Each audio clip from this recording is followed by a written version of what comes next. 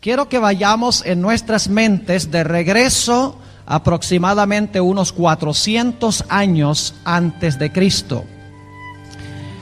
En este momento comenzó lo que se conoce como el período intertestamental. El último profeta del Antiguo Testamento fue Malaquías, quien escribió aproximadamente en el año 425 antes de Cristo. Después de Malaquías hubo un largo periodo de silencio profético. No hubo voz profética, es decir, en el pueblo de Israel, hasta que se levantó Juan el Bautista. Como resultado de la ausencia de una voz profética clara en medio del pueblo de Dios, entraron al pueblo judío una serie de falsas enseñanzas, falsas doctrinas y falsas prácticas. Después de unos 400 años del periodo intertestamental, Dios llamó a un profeta para romper el silencio. Y el nombre de ese profeta es Juan el Bautista.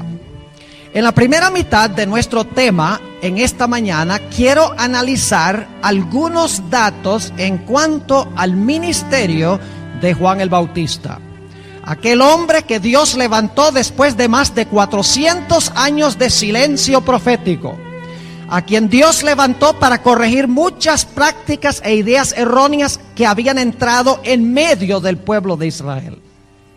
El primer dato que quiero que notemos es que según nuestro Señor Jesucristo, en Mateo el capítulo 11 y el versículo 11, Juan el Bautista fue el mayor de todos los profetas.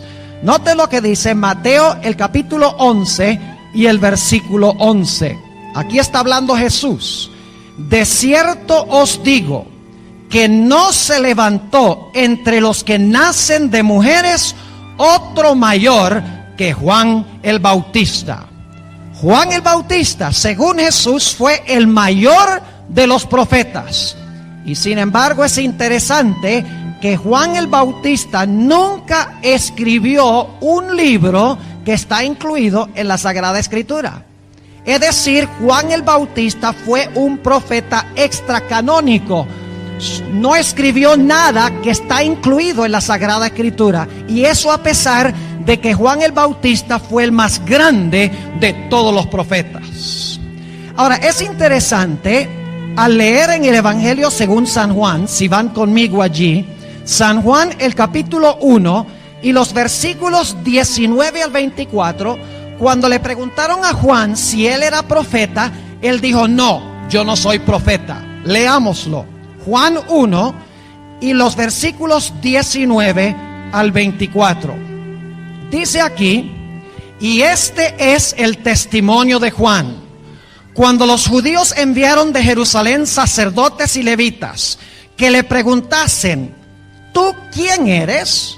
Y confesó y no negó, mas declaró: no soy yo el Cristo. Y le preguntaron: ¿qué pues? ¿Eres tú Elías? Dijo: no soy. ¿Eres tú el profeta? Y respondió: no. Dijéronle pues: ¿quién eres? Para que demos respuesta a los que nos enviaron. ¿Qué dices de ti mismo? Dijo: yo soy la voz del que clama en el desierto, enderezad el camino del Señor, como dijo Isaías el profeta. Y los que habían sido enviados eran de los fariseos. Noten que en este pasaje le preguntaron a Juan: ¿eres tú Elías? No. ¿Eres tú el profeta? No. Ahora, este panorama se complica cuando nos damos cuenta que aunque Juan el Bautista dijo que no era profeta, que no era Elías, Jesús dijo que Juan el Bautista sí era Elías. Note lo que dice en el Evangelio según San Mateo, el capítulo 11 y el versículo 14. Mateo, el capítulo 11 y el versículo 14. Aquí Jesús está hablando de Juan el Bautista. Juan acaba de decir en el Evangelio según San Juan: yo no soy Elías. Pero Jesús dice si es Elías. En un momento vamos a ver por qué esta aparente discrepancia. Dice en el versículo 14 Jesús: y si queréis recibir, Él es aquel Elías que había de venir. Ahora, ¿por qué razón Juan dice yo no soy Elías, mientras que Jesús dice Juan es Elías? La Biblia nos indica 3 razones. La primera razón es que en ese tiempo había muchas personas que profesaban ser profetas y traían mala reputación al término profeta, porque eran falsos profetas.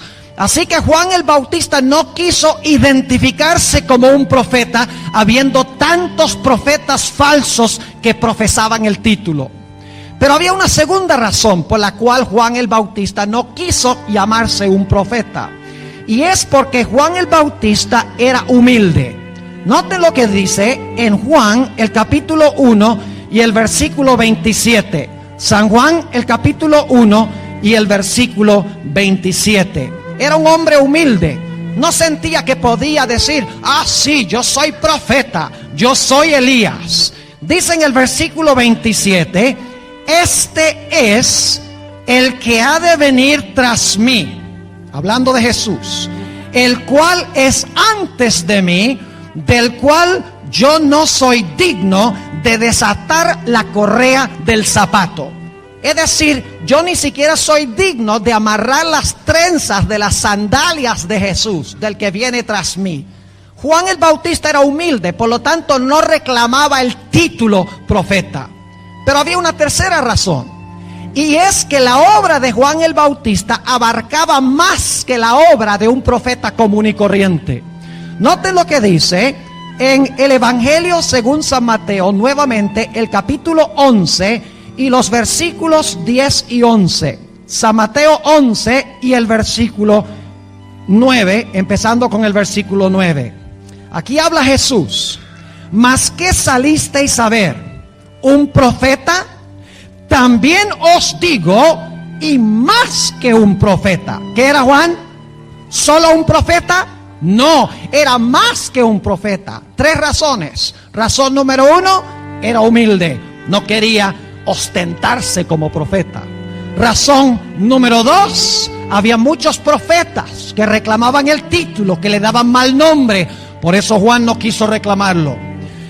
Tercer lugar, la obra de Juan era una obra mucho más grande que la de un profeta común y corriente. Su obra abarcaba más que la de un profeta tradicional. ¿Saben ustedes qué nombre prefería Juan que se le designase? Noten lo que dice en Mateo 11, nuevamente en el versículo 10. Fíjense el nombre que se le da a Juan el Bautista. Él dice: no soy profeta, no reclamo el título profeta, pero hay un nombre que sí se aplica a mí. Versículo 10. Porque este es de quien está escrito: he aquí, yo envío mi ¿qué? Yo envío mi mensajero delante de tu faz. ¿Qué designación se le dio a Juan el Bautista? Se le llamó el mensajero del Señor.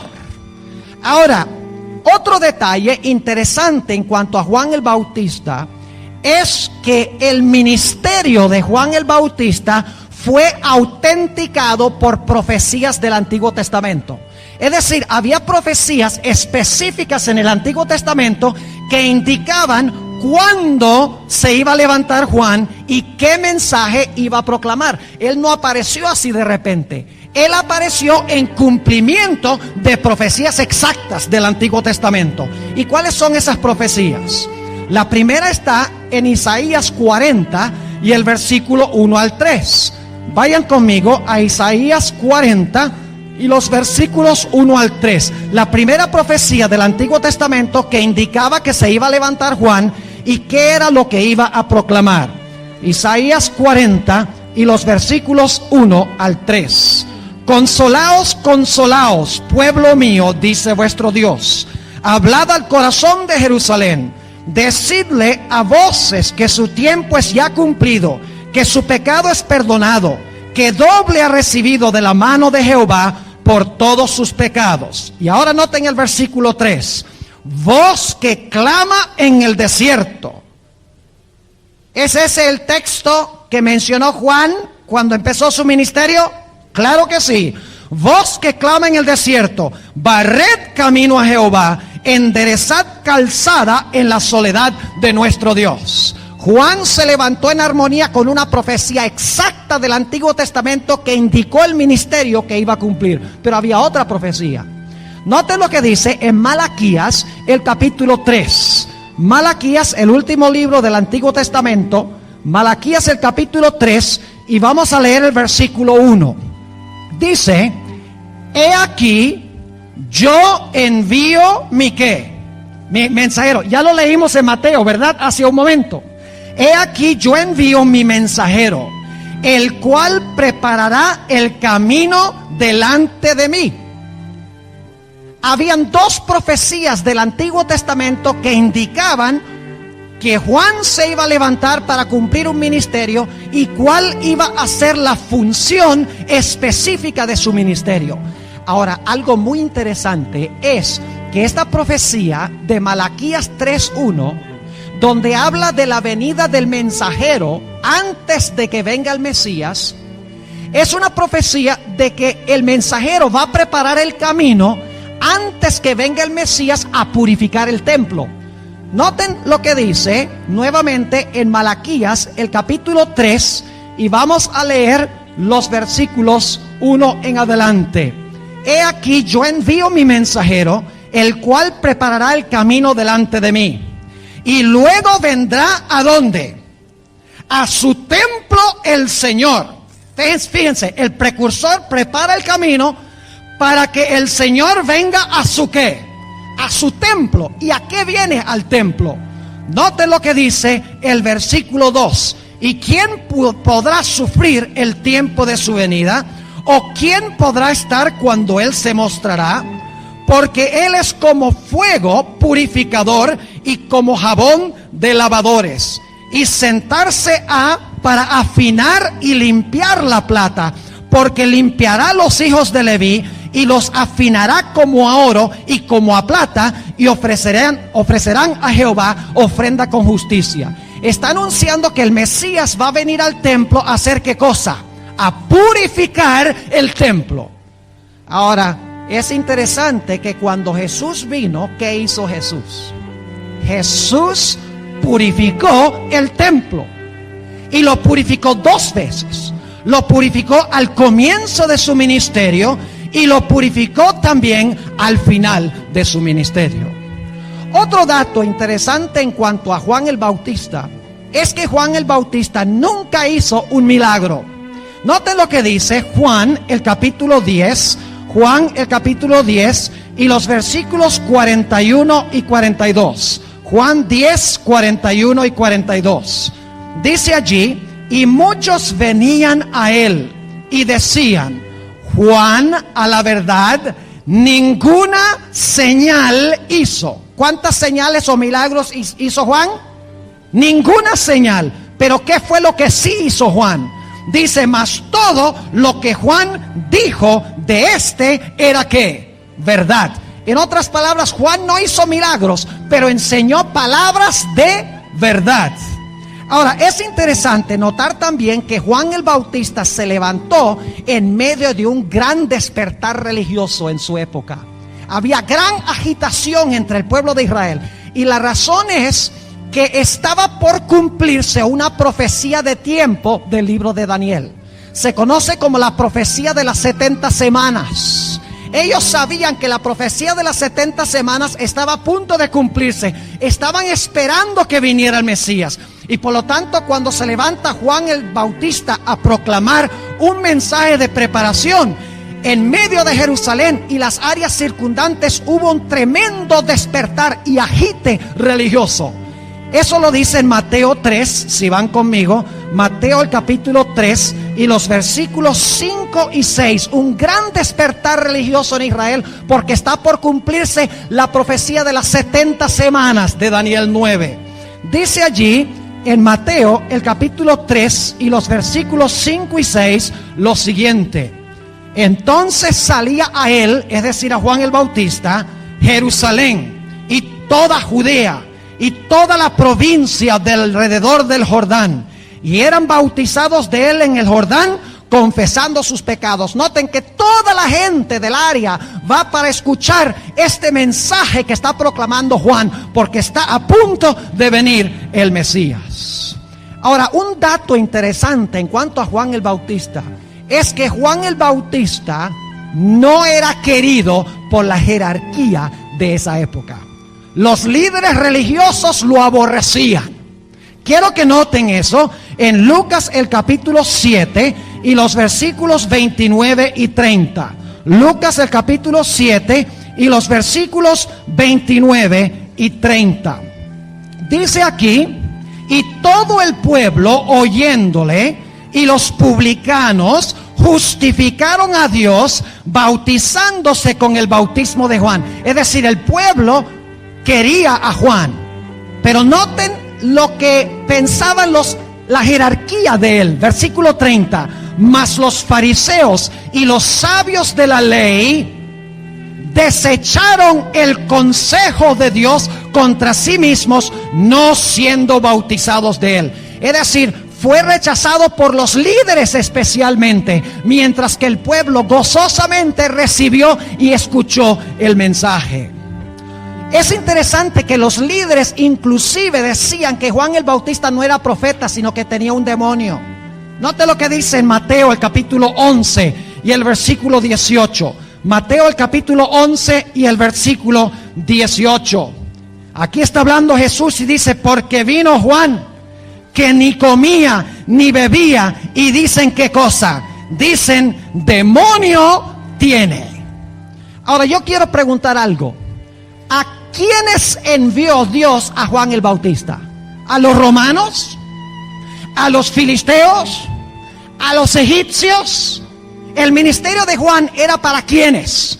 Para aquellos que profesaban ser el pueblo de Dios. Era para los creyentes, en otras palabras.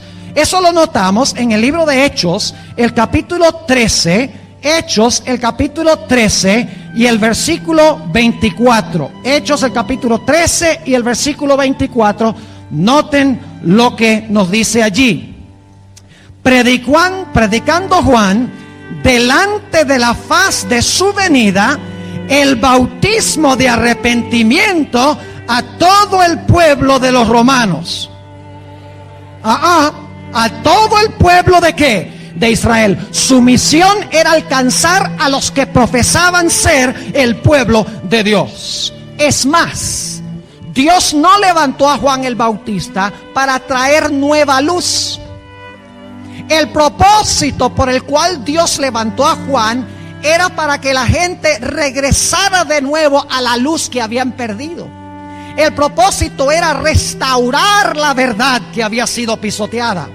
En ninguna parte habla de que Juan trajo a la luz una doctrina, una enseñanza revolucionaria que no se conociera antes. Es más, el mensaje de Juan el Bautista venía del Antiguo Testamento. Él citaba el Antiguo Testamento para autenticar su ministerio. Es decir, no vino para traer nueva luz, sino para que nuevamente resplandeciera la vieja luz. Es decir, era el gran restaurador de la verdad, no creador de nuevas verdades. Eso lo encontramos en Mateo el capítulo 17 y el versículo 11. Mateo el capítulo 17 y el versículo 11. Hablando de Juan el Bautista, Jesús dice: y respondiendo Jesús les dijo: a la verdad Elías vendrá primero, ¿y qué va a hacer? Y restituirá todas las cosas. O como lo dice en Lucas 1:17, tornará los corazones de los padres a los hijos y los hijos a los padres. Es decir, va a poner en armonía nuevamente a Abraham, Isaac, Jacob, Moisés y el pueblo de la época de Jesús que habían olvidado los fundamentos de los padres. Es decir, Juan el Bautista era el gran restaurador. Era como Elías en el Antiguo Testamento, que restauró el altar de Jehová, restauró los mandamientos de Dios, pero no trajo a la luz ninguna doctrina o enseñanza nueva. Ahora miremos brevemente el mensaje central de Juan el Bautista. Y solo les voy a mencionar las referencias por la premura del tiempo. En Mateo el capítulo 3 y el versículo 3 se nos dice que Juan el Bautista llamó al pueblo de Israel al arrepentimiento. Ahora yo pregunto, ¿de qué se arrepiente usted? ¿De qué se arrepiente? Del pecado. ¿Y qué es pecado? Transgresión de la ley. ¿Usted puede pedir que la gente se arrepienta sin proclamar la ley? No, porque el pecado es transgresión de la ley y nos arrepentimos de las transgresiones de la ley. Es decir, que cuando Juan el Bautista llama al pueblo a arrepentirse, les están diciendo: ustedes han quebrantado la santa ley de Dios. Es decir, desenmascara el pecado y llama al arrepentimiento. Pero el mensaje de Juan es más amplio. Juan también presenta la solución por el pecado. Varias veces en Juan el capítulo 1, y les menciono los versículos, versículos 15, 29 y 34, Juan el Bautista introduce a Jesús como: he aquí el Cordero de Dios que quita el pecado del mundo. Yo pregunto, ¿era esa una doctrina nueva y revolucionaria que no se conocía antes? No, lo que era nuevo es que Juan estaba apuntando quién era. Pero las profecías del Antiguo Testamento apuntaban hacia Jesús como el Cordero de Dios. Es decir, Juan el Bautista no solamente llamó al arrepentimiento del pecado, sino que apuntó a la solución del pecado. Mostró a Jesús como el Cordero de Dios que quita el pecado del mundo. Pero Juan el Bautista hizo más. No solamente quería que la gente viera sus pecados. No solamente quería que la gente mirara a Jesús, el Cordero de Dios, como la solución del pecado, sino que Juan el Bautista también quería que la gente produjera fruto en su vida. Quería no solo la justificación, sino también la santificación. Por eso Juan el Bautista dijo en Juan el capítulo 3 y el versículo 8, dice: producid pues ¿qué? Frutos dignos de arrepentimiento. Es decir, frutos que fluyen del arrepentimiento. No es suficiente arrepentirse, recibir perdón a través del Cordero, dice Juan. Es necesario que en nuestra vida produzcamos ¿qué cosa? Fruto para gloria de Dios. Y yo pregunto, ¿qué es el fruto? El fruto del Espíritu es amor, paz, gozo, etcétera. ¿Son esas características de una vida santificada, sí o no?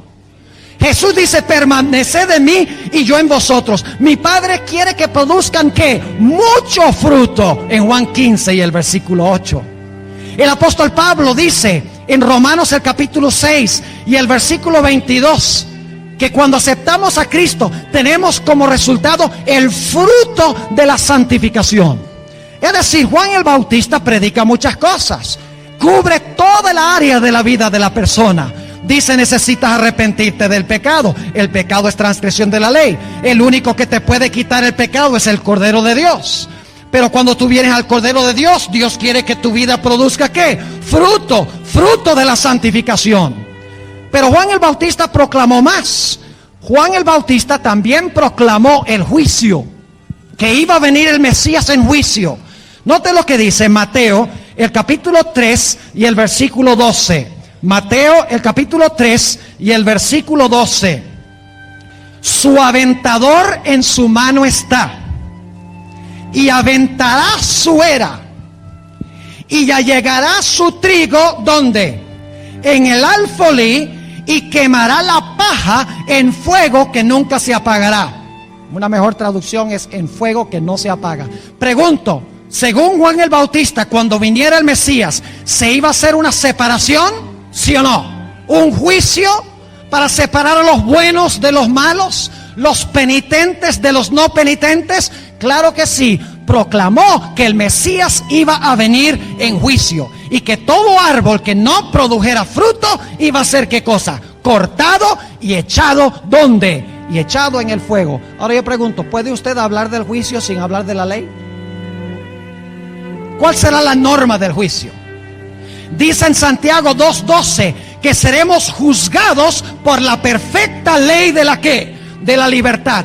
Así que Juan el Bautista, como proclama la separación en el juicio, también proclama el hecho de que hay una norma en el juicio, la santa ley de Dios. Ahora, ¿cuál era la función de Juan el Bautista? ¿Por qué levantó Dios a Juan el Bautista? Sí, lo levantó para restaurar la verdad, pero hablemos más específicamente de la razón. Vayan conmigo a Lucas 1, Lucas el capítulo 1 y el versículo 17. Lucas el capítulo 1 y el versículo 17. Había un propósito muy especial.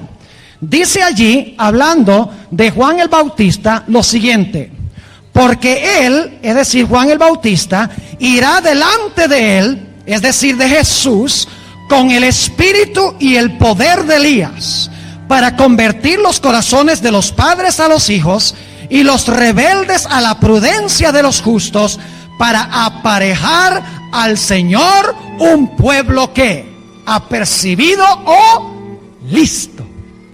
Es decir, el propósito del ministerio de Juan era preparar a un pueblo para la primera venida de Jesús, para que cuando viniera el Mesías, el pueblo estuviera listo para recibirlo. Ahora, otros datos interesantes en cuanto a Juan el Bautista. Juan el Bautista era un carácter medio extraño. Vestía raro, comía raro, vivía en un lugar raro, hablaba extraño. Si ustedes hubieran vivido en esa época, hubieran dicho, ¿qué tipo tan raro, tan extraño? ¿Cómo puede ser profeta? Y sin embargo, Jesús dijo que era el mayor de todos los profetas. Era supremamente peculiar, según los testigos que lo veían. Ustedes pueden leerlo en Mateo 11 y el versículo 7 al 9. Voy a compartir con ustedes otro dato interesante en cuanto a Juan. Saben que los profetas no son perfectos. Los profetas crecen en su conocimiento. A veces pensamos que cuando habla un profeta, esa es la palabra final. Tenemos que esperar hasta que el profeta hable en el transcurso del tiempo para captar el panorama completo.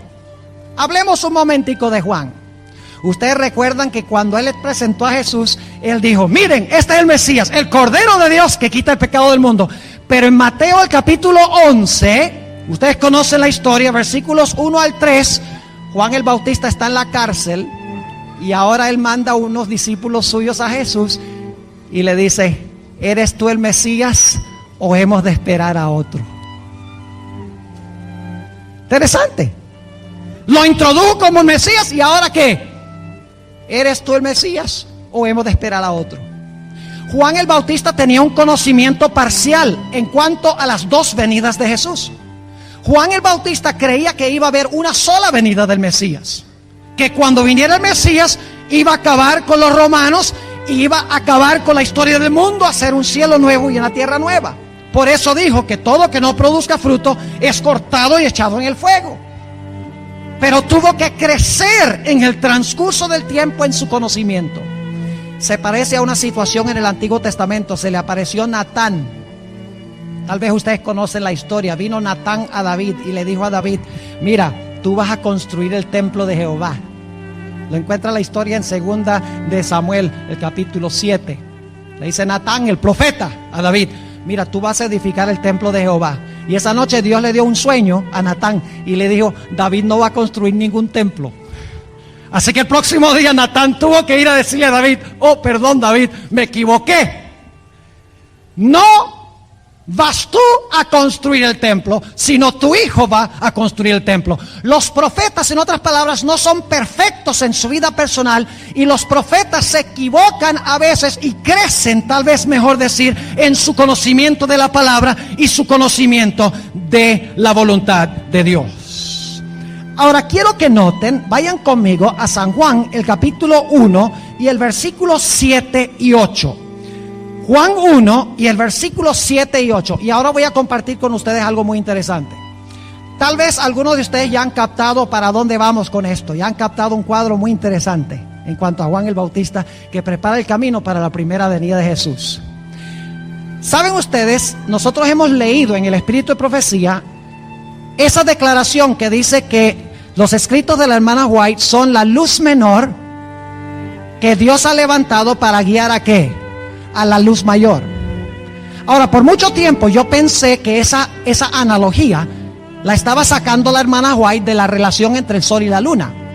La luna es la luz menor y el sol es la luz mayor. Y que ella estaba usando la comparación del sol con la luna.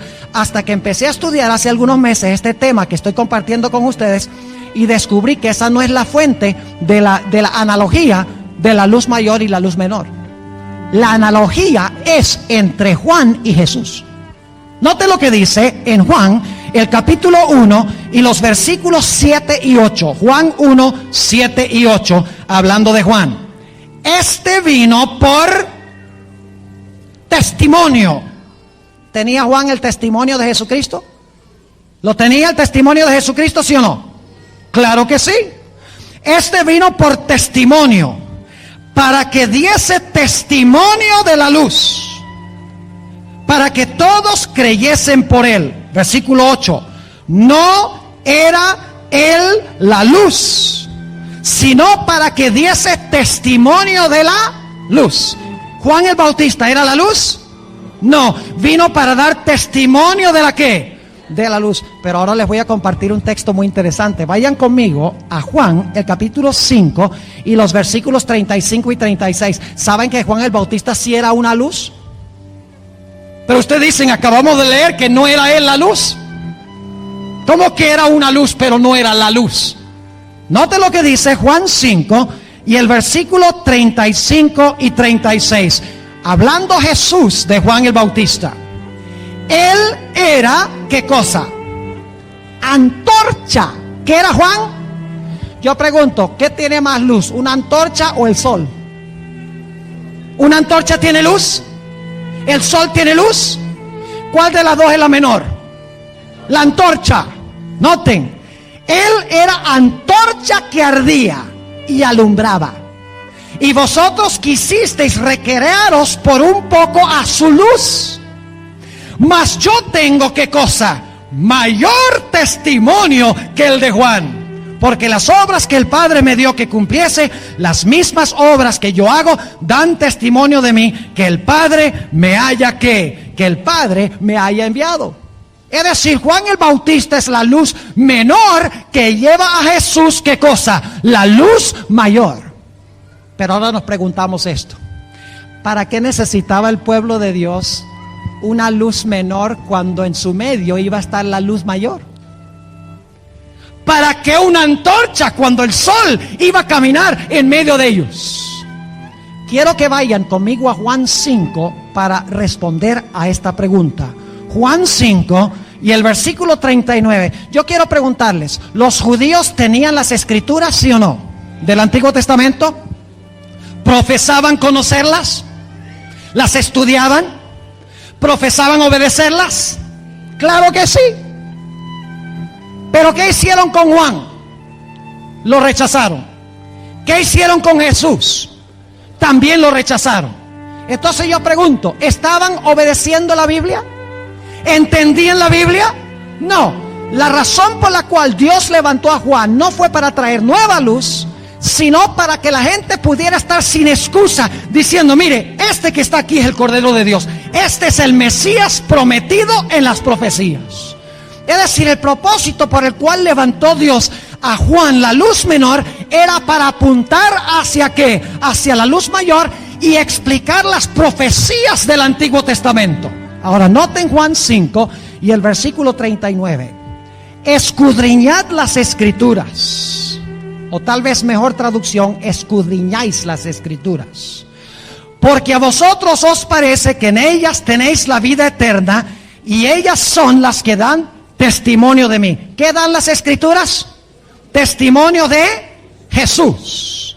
Versículo 40. Y no queréis venir a mí para que tengáis ¿qué? Vida. Versículo 45. Dice, no penséis que yo os tengo de acusar delante del Padre. Hay quien os acusa, Moisés, en quien vosotros esperáis. ¿Quién acusaba al pueblo judío de esa época? Moisés. Es decir, la luz mayor acusaba a los que profesaban tener la luz mayor. Por eso Dios levanta la luz menor para explicar las profecías y mostrar estas profecías se cumplen en Jesús. Pero al rechazar a Jesús, están rechazando también a Juan y están también rechazando las escrituras del Antiguo Testamento. Versículo 46. No penséis que yo os tengo de acusar delante del Padre. Hay que nos acusa Moisés, en quien vosotros esperáis. Porque si vosotros creyeseis a Moisés, creeríais a mí, porque de mí escribió él. Y si a sus escritos no creéis, ¿cómo creéis a mis palabras? Yo pregunto, ¿profesaba el pueblo judío obedecer el Antiguo Testamento? Nosotros tenemos la luz que, la luz mayor, decían. Pero ¿estaban viviendo la luz mayor? ¿Comprendían la luz mayor? No. Por lo tanto, ¿qué hizo Dios? Dios dijo, voy a levantar una luz menor, Juan el Bautista, para explicar la luz mayor, para apuntar al Mesías, para ver si aunque sea de esa forma, se despiertan y los puedo ayudar. ¿Era necesaria la luz menor? Claro que sí. Ahora, ¿por qué es que hemos analizado toda esta historia de Juan el Bautista? Es porque en estos últimos días Dios ha levantado una profetisa muy semejante a Juan el Bautista. Fue levantada después de 1260 años de silencio profético. La época que se conoce como las edades oscuras, donde penetró en la iglesia el error, falsas enseñanzas, falsas prácticas en la iglesia que profesaba tener la Biblia y seguir la Biblia. Al terminar este periodo, Dios levantó a una profetisa llamada Elena G. de White. Interesante que Elena G. de White nunca hizo un solo milagro. Y saben que muchos decían que porque no hizo milagros no era verdadero profeta. Mensajes Selectos, tomo 2, página 61. Dice la sierva del Señor: algunos declaran que no creen en la obra que el Señor me ha encomendado, porque según dicen, la señora Elena G. de White no realiza milagros. ¿Decían lo mismo de Juan? Sí.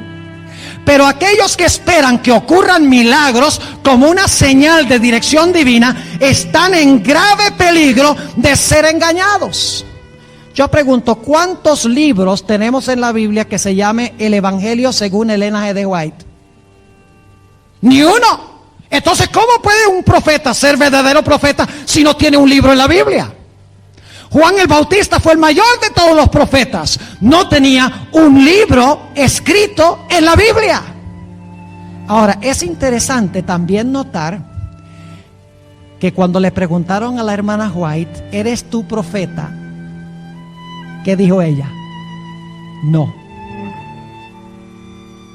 Interesante. ¿Y por qué la hermana White dijo eso? Déjeme leerle las citas del Espíritu de Profecía. Mensajes Selectos, tomo 1, página 40. Yo creo que la hermana White no sabía la comparación que yo estoy haciendo ahora. Ella conscientemente no lo está haciendo. Dice: nunca he pretendido ser profetisa. ¿Se parece a Juan? Si otros me llaman así, no les discuto. Pero mi obra ha abarcado tantos aspectos que no puedo llamarme sino mensajera enviada para dar un mensaje del Señor a su pueblo y para ocuparme de cualquier actividad que Él me señale. Sigue diciendo: durante el discurso, parece que dio un discurso, dije que no pretendía ser profetisa.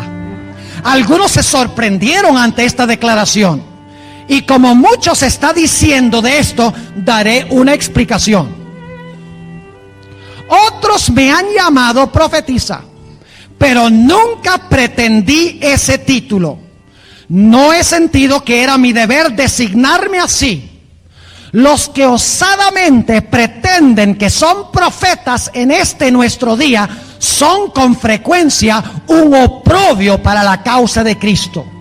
Mi obra incluye mucho más de lo que significa ese nombre. Me considero a mí misma como una mensajera a quien el Señor ha confiado mensajes para su pueblo. ¿Se levantó Elena G. de White en armonía con una profecía bíblica exacta? Entonces el dragón fue airado contra la mujer y se fue a hacer guerra contra el remanente de la simiente de ella, los cuales guardan los mandamientos de Dios y tienen ¿qué cosa? El testimonio de Jesucristo. Una profecía exacta que indicaba que en el pueblo remanente se iba a levantar el don de profecía. Y esta noche en nuestro tema vamos a ampliar un poquito más ese punto. Ahora yo pregunto, ¿se levantó el espíritu de profecía cuando se terminó de cumplir una gran profecía de tiempo del libro de Daniel? Juan el Bautista se levantó cuando estaban concluyendo las 70 semanas de Daniel 9.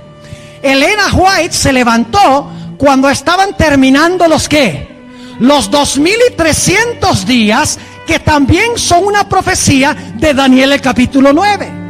Y así como Juan dijo que cuando viniera el Mesías iba a purificar el templo, según una profecía de Malaquías 3:1, Elena White habló sobre el hecho de que en cumplimiento de esa profecía de tiempo, Cristo entró al lugar santísimo del santuario celestial para purificar ¿qué cosa? Para purificar el templo de Dios. Ahora es interesante que Juan el Bautista no ocupó ningún puesto de liderazgo en Israel. No era saduceo, ni fariseo, ni celote, ni esenio, ni herodiano. No pertenecía al Sanedrín. No fue ordenado por manos humanas. De la misma manera, la sierva de Dios no fue líder de la iglesia adventista. No ocupó un puesto de autoridad en la iglesia, un puesto administrativo, y no fue ordenada por manos humanas, porque era la mensajera de Dios. Así como Juan el Bautista fue odiado por los líderes y por algunos en el pueblo,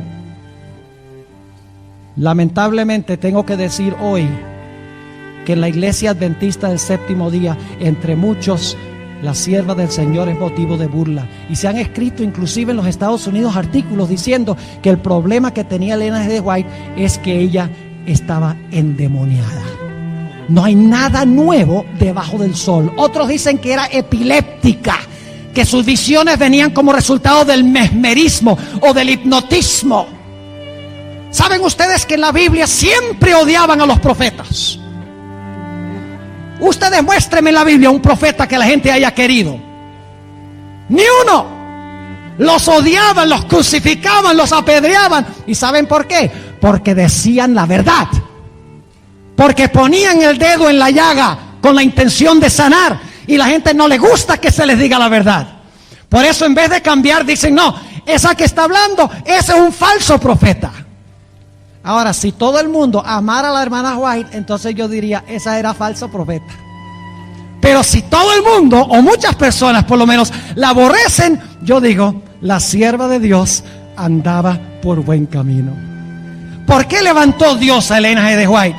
Para evangelizar al mundo, para convertir al mundo. ¿Fue por eso? No. ¿A quién fue enviada la hermana Elena G. de White específicamente? Como Juan a Israel, Elena G. de White fue enviada al pueblo remanente, la iglesia adventista del séptimo día, para traer al pueblo de regreso ¿a qué? De regreso a los hitos que se habían olvidado. La hermana White no presenta nada nuevo en sus escritos. No tiene una doctrina nueva, no tiene una enseñanza nueva, no enseña prácticas nuevas. Todo lo que ella dice es sencillamente una ampliación de lo que tiene la Biblia, llamando al pueblo de Dios a regresar nuevamente a los hitos y a las prácticas que se han perdido en medio del pueblo de Dios. Y Dios la levantó para preparar a un pueblo para cuál venida de Jesús. Ya no para la primera venida de Jesús, sino para la segunda venida de Cristo Jesús. Yo pregunto, ¿el mensaje de Elena White es muy parecido al mensaje de Juan el Bautista? llama la sierva del Señor al arrepentimiento. Exalta la ley y dice que el pecado es transgresión de la ley. Claro que lo dice. Apunta al Cordero de Dios que quita el pecado del mundo. Lean El Camino a Cristo, el deseado de todas las gentes, y otros libros donde exalta a Jesús como la respuesta por el pecado. Llama a la sierva de Dios al pueblo de Dios para que produzca el fruto de la santificación en su vida. Coma diferente, vista diferente, se recree en forma diferente, que haya una transformación y un cambio en la vida, ¿sí o no? Claro que sí. La sierva de Dios también habla de que estamos ahora en el juicio y que Cristo está separando a los justos de los injustos y que Cristo va a venir en fuego para separar a su era y quemar a los impíos y salvar a sus hijos. Lean El Conflicto de los Siglos y lo van a conseguir. La hermana White era acusada de ser muy excéntrica, muy extraña, muy rara. Decían que era fanática por los consejos que daba en cuanto a la vestimenta, en cuanto a la comida. Todavía hay muchos hoy en día que dicen: miren esos adventistas que tienen estas prácticas tan extrañas y tan raras. Pues lo mismo decían de Juan el Bautista, y no hay nada nuevo debajo del sol. Y Juan el Bautista era el mayor de todos los profetas. La sierva de Dios, como Juan el Bautista, también creció en su conocimiento. No fue perfecta en su vida personal. Aún después de hablar en contra de la carne, por muchos años continuó comiendo carne. Ay, entonces, ¿cómo puede ser profetisa? Entonces, ¿cómo Juan podía ser profeta? ¿Eres tú el que estamos esperando o debemos esperar a otro? Los profetas crecían en su conocimiento. Algunos dicen lo que la hermana White dijo de la puerta cerrada, que en 1844 se cerró la puerta de la gracia para el mundo. Dicen, se equivocó. Pero con el transcurso de los años, Dios le reveló para que pudiera comprender mejor el asunto de la puerta cerrada. No debemos atenernos solo a lo que es.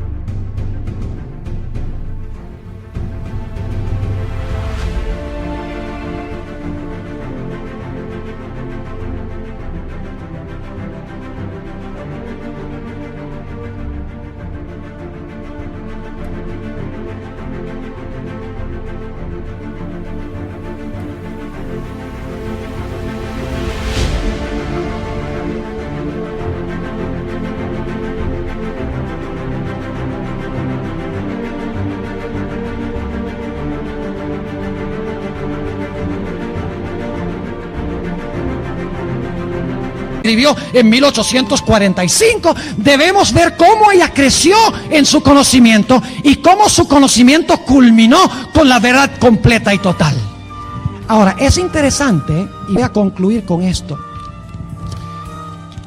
que la sierva de Dios dice que sus escritos son la luz menor que Dios ha levantado para conducir ¿a qué?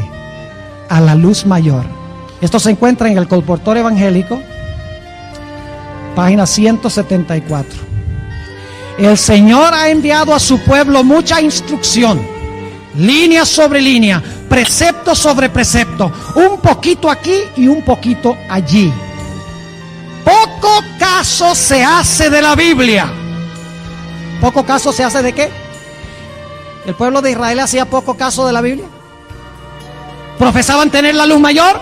¿Para qué la menor si tenemos la mayor? Muchos adventistas dicen, ¿para qué Elena White? Yo tengo la Biblia. Porque no estamos viviendo la Biblia.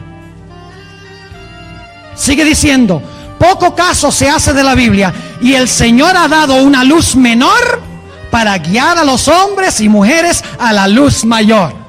Oh, cuánto bien podría haberse realizado si los libros que contienen esta luz fueran leídos con una determinación de practicar los principios que contienen.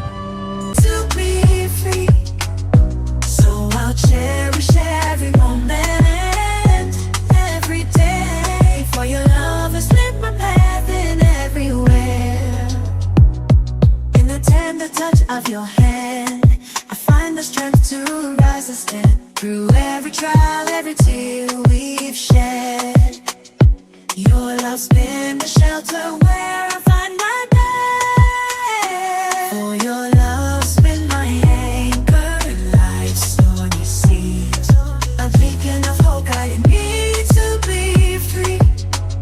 So I'll cherish every moment and every day, for your love has lit my path in every way. With gratitude in my soul, I'll sing this song. For the love we share is steadfast and strong. Hermanos y hermanas, tenemos un tesoro en nuestras manos. Y ahí está, reuniendo polvo. Tenemos material que puede conducirnos a la Biblia, abrir la Biblia de par en par, para que sea un libro nuevo, diferente, distinto, que despierte nuestro amor por la palabra. Y ahí están todos los libros reuniendo polvo. Es tiempo de que saquemos los libros rojos, los desempolvemos, los leamos y los apliquemos a nuestra vida, no a la vida del vecino. Cuando usted esté viviendo de acuerdo perfectamente a lo que dice la hermana White, entonces usted le puede levantar el dedo al otro. Hay que leer los libros y aplicarlos a nuestra vida individual. Qué precioso don nos ha dado Dios. Que Dios nos bendiga y nos guarde y nos ayude a ser fieles a Él con este don que nos ha dado.